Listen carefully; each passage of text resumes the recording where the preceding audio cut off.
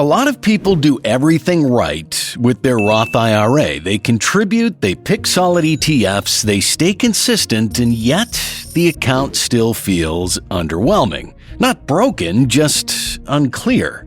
You add another ETF, you make a small tweak, you assume it'll all come together over time, but there's usually a question in the background. Is this actually set up the right way? Or am I overcomplicating something that's supposed to be simple? Because when an account that powerful feels stressful or confusing, it's rarely about effort. It's almost always about structure. In this video, I'm going to break down 5 ETFs that can truly supercharge your Roth IRA in 2026. Not as a random top 5 list, but as a clean, intentional portfolio where every ETF has a clear job and nothing fights against you.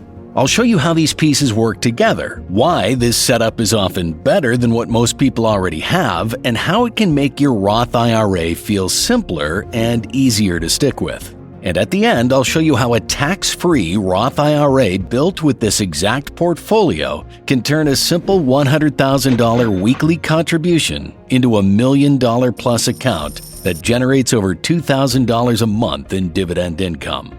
To understand why that works, you need to know what a Roth IRA actually is.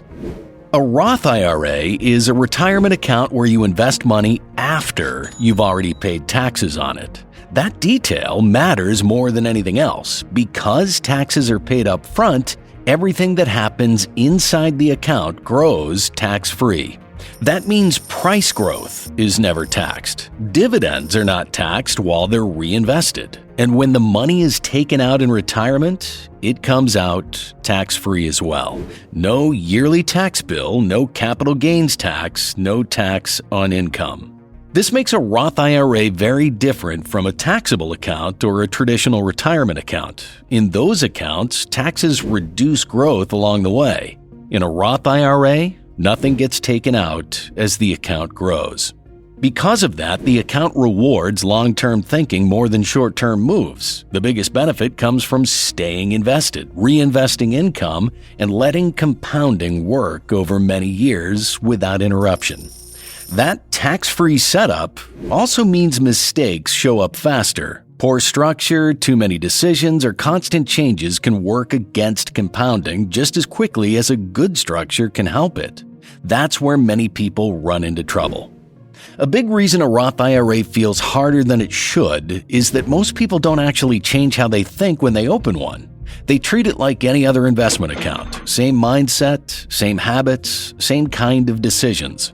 But a Roth isn't just another place to hold investments. It plays by different rules, and when you ignore those rules, things start to feel messy fast. One big problem is overlap. It's easy to keep adding ETFs because each one sounds useful, but over time, the portfolio grows in size, but not in purpose. Several funds end up doing the same job just in different packages. That adds complexity without real benefit, and when markets move, that complexity makes it harder to feel confident. Another issue is chasing a single idea. Some people focus almost entirely on growth, assuming they'll deal with income later. Others swing the opposite way and prioritize dividends early, even if growth gets sacrificed. Inside a Roth, both of those approaches miss the point. Growth and income aren't competing goals here. They're supposed to support each other through reinvestment. There's also the emotional side that rarely gets talked about. When an account is built around price movement alone, every downturn feels personal. That's when people start checking balances more often, making small adjustments, and convincing themselves they're being proactive. All of this makes the Roth IRA feel like it requires constant attention to work properly. But that's not because the account is complex, it's because the structure asks the investor to do too much. The more decisions you have to make, the easier it is to doubt yourself and second-guess every move. Most of that difficulty comes from unnecessary complexity. Too many funds, too many ideas, too much focus on small details that don't matter much over the long run. A Roth IRA doesn't benefit from that. It works better with fewer pieces and clearer roles. When each part has a purpose, the account becomes easier to manage and easier to trust. That shift in thinking changes how the entire account feels. A Roth IRA becomes easier to understand when you stop trying to optimize everything at the same time. Many people search for the best performing ETF, the highest dividend, the best sector, and the perfect timing. That effort feels productive, but inside a Roth, it usually does the opposite. A simpler way to think about money inside a Roth is to stop evaluating investments by how impressive they look on their own and start thinking about what role they play together. Every dollar you contribute only needs to do a few things over a long period of time. It needs to grow. It needs to generate cash that can be reinvested. It needs to stay invested through good markets and bad ones. And it needs to do all of that without forcing you to constantly step in and make decisions. When you think this way, a lot of common investing questions stop being useful. It matters less whether one ETF slightly outperforms another in a given year.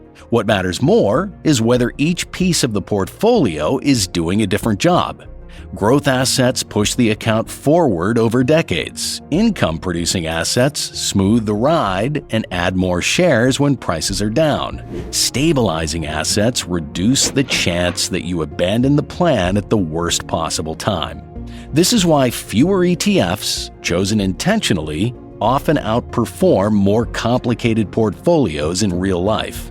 Not because they earn higher returns on paper, but because they make it easier to stay consistent. Consistency is the real advantage inside a Roth. With taxes out of the way, time and reinvestment do most of the work.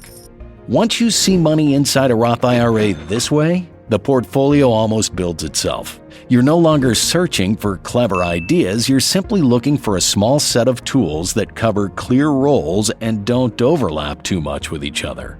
From there, the question isn't what to add next, but whether each piece earns its place. That mindset naturally leads to a simple, balanced structure where every ETF exists for a reason. Growth inside a Roth IRA isn't about being clever. It's about giving the account a strong engine that can do most of the work over time. That role is filled by a broad market fund like the Vanguard Total Stock Market ETF. VTI represents the entire U.S. stock market in a single fund. Large companies, mid-sized companies, small companies, all moving together. There's no need to guess which sector will perform best next year or rotate between trends. The portfolio simply grows with the U.S. economy over the long run. Historically, that growth has been powerful. Over the last 10 years, VTI's share price has increased by roughly 245%, meaning $1 grew into more than $3 before dividends. That long-term growth is the reason it sits at the center of this portfolio. The fund also pays a dividend with a current yield of about 1.1%, and that payout has grown at roughly 6% per year on average, adding another layer of compounding over time. Because this fund is the main foundation and growth driver, it carries more responsibility than any other position. That's why in this portfolio, it's given 30% of the total allocation. It's enough to drive long-term growth, but not so much that the entire outcome depends on market prices alone. Relying only on growth creates another issue that shows up during market pullbacks. Even when the math still works, a growth-heavy portfolio can feel unstable. That emotional pressure makes it harder to stay invested when prices fall. That's where support becomes important. Growth sets the direction, but it works best when paired with income. Cash keeps flowing even when markets are down, which helps smooth the experience and makes it easier to stick with the plan. So the next problem to solve is how to add income without slowing long-term compounding. Income inside a Roth IRA works best when it supports growth instead of competing with it. Dividends aren't meant to be spent here, they're meant to be reinvested, especially during periods when prices are lower. That's the role filled by Schwab US Dividend Equity ETF. SCHD focuses on high-quality U.S. companies with long histories of paying dividends and raising them. The current dividend yield is about 3.6%, which is much higher than the broad market. More importantly, those dividends have grown at roughly 10% per year on average. That steady growth matters because rising cash flow buys more shares over time without needing prices to move higher. Because this fund provides reliable income and strong dividend growth, it plays a stabilizing role in the portfolio. That's why in this portfolio, it's also given 30% of the allocation. The goal isn't to chase yield, but to create a steady stream of reinvestment that keeps working in both strong and weaker markets. When markets are doing well, SCHD's income compounds alongside growth. When markets struggle, that same income keeps buying shares in the background. Instead of reacting to price swings, the portfolio continues building ownership automatically.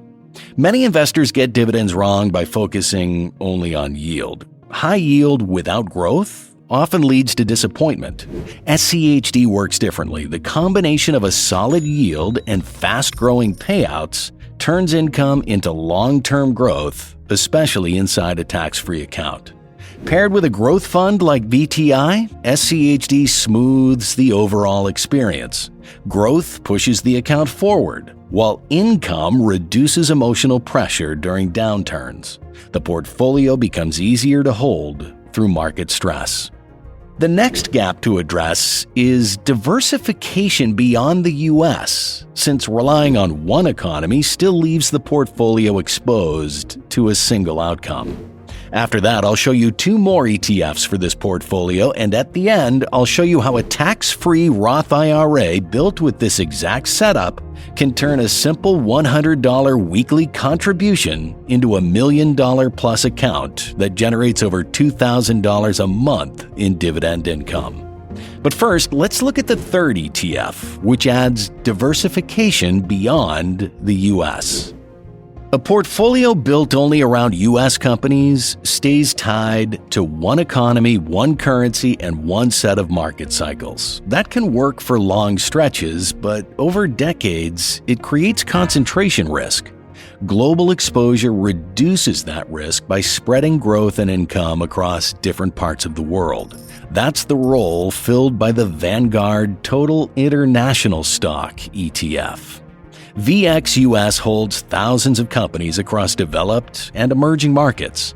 Different regions grow at different speeds, pay dividends differently, and move through economic cycles on their own timelines.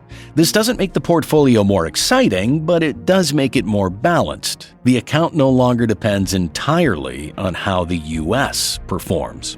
One of the most overlooked features of VXUS is income. International stocks tend to pay higher dividends on average, and VXUS reflects that with a yield of about 3.1%, and those dividends have grown at roughly 13% per year on average.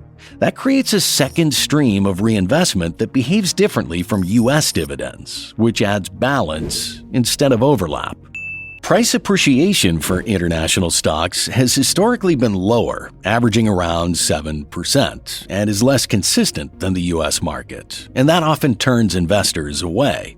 Inside a Roth IRA, that trade-off looks different. You're not trying to beat U.S. stocks year to year. The goal is to reduce reliance on a single country while allowing reinvestment and time to do the work. Because VXUS adds diversification without dominating the portfolio, it's given a smaller role than U.S. holdings, but still large enough to matter. In this portfolio, it's allocated 20%. That amount broadens growth and income sources without competing with the core U.S. strategy. So with global exposure added, the portfolio becomes more balanced across economies. But everything so far is still built on stocks, which means market swings are still part of the experience. The next problem to solve is how to add stability using assets that behave differently from stocks altogether. So stocks represent businesses, but they don't represent physical assets. Real estate fills that gap. It ties part of the portfolio to buildings, rents, and long-term leases instead of company earnings. That's the role played by the Vanguard Real Estate ETF. VNQ owns a broad mix of real estate investment trusts across sectors like residential housing, commercial properties, data centers, and healthcare facilities. These businesses generate income from rents and long-term leases, which tend to adjust over time as prices in the economy rise. That makes real estate a useful complement to stocks. The yield on VNQ is higher than the broad stock market, sitting around 3.7%, but the growth of that income has historically been modest. Price appreciation has been relatively limited compared to equities. Inside a Roth IRA, that combination still serves a clear purpose. VNQ isn't meant to drive growth. It exists to add a real asset income source that doesn't move in sync with stocks. Because real estate adds diversification but also brings volatility of its own, it plays a smaller role in the portfolio. In this setup, VNQ is given 10% of the allocation. That amount is enough to add real asset exposure and income without letting real estate swings control the overall outcome. Real estate here is not about speed or excitement. It's about balance. During periods of higher inflation or uneven stock performance, rental income provides another source of return that doesn't depend on stock prices rising. So now with growth, income, global exposure, and real assets now included, the portfolio covers most major risks. One vulnerability still remains, however. Even diversified portfolios can swing sharply during market stress. Solving that problem requires an asset focused on stability rather than returns. And that is where bonds come in. Bonds are often misunderstood. Many people assume adding bonds means giving up returns. That happens when bonds are judged the same way as stocks. In this portfolio, bonds serve a different purpose. They exist to keep the rest of the strategy working during difficult markets. And that role is filled by the Vanguard Total Bond Market ETF. BND holds a broad mix of U.S. government and high-quality corporate bonds across different maturities. It's not designed to be exciting, and that's exactly the point. Bonds tend to move differently from stocks, especially during periods of stress. When equity markets drop sharply, bonds often hold their value better or decline less, which gives the portfolio a stabilizing anchor. The yield on BND has become more meaningful in recent years, sitting around 3.8%. Growth is modest, and there will be years when returns are flat or even slightly negative. Inside a Roth IRA, that's totally acceptable. BND's job isn't to push the portfolio forward, it's to reduce volatility and protect consistency so the rest of the strategy can keep compounding. Because stability is important but shouldn't overpower growth, bonds play a smaller role here. In this portfolio, BND is given 10% of the allocation. That amount is enough to reduce volatility without slowing the long-term plan. Stability matters more than it looks on paper. Large swings increase the chances of panic, hesitation, or stopping contributions entirely. Bonds reduce those risks by making the experience more predictable, which helps investors stay consistent. So now with bonds included, every major role inside the Roth IRA is covered. Growth pushes the account forward. Income adds shares through reinvestment. Global exposure spreads risk across economies.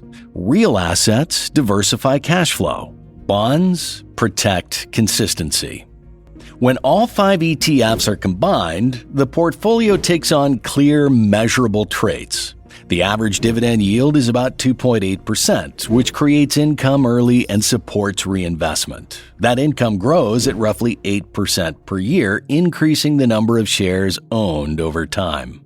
On the growth side, the blended long-term price appreciation is about 8.4% per year. Growth comes from U.S. stocks, diversification from international stocks, income from dividends and real estate, and stability from bonds. No single ETF controls the result. This balance reduces large swings and lowers the need for changes. Growth pushes the account forward, income adds shares, and stabilizers reduce volatility. With taxes removed and reinvestment automatic, consistency matters more than timing. The structure is designed to compound with minimal decisions. So now, let's look what this portfolio is projected to deliver over the long run.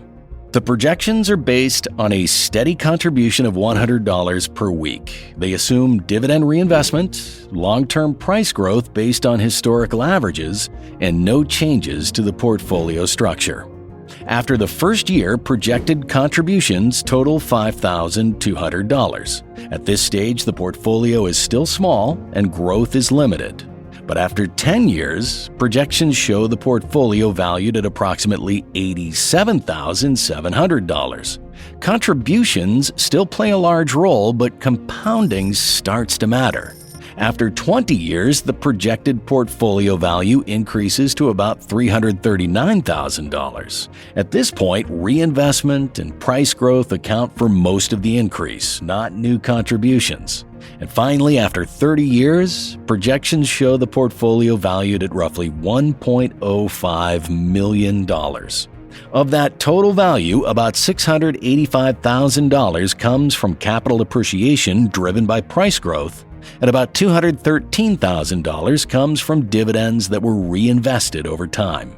Together, those two sources account for roughly $898,000 in value added beyond contributions. At that level, projected annual dividend income reaches about $24,000, fully tax-free. That equals roughly $2,000 per month without selling shares or changing the portfolio. Want to see how a simple 2-index portfolio can turn a $9 daily investment into a $1 million portfolio that pays over $7,000 a month in dividend income? Click the video on the screen to find out.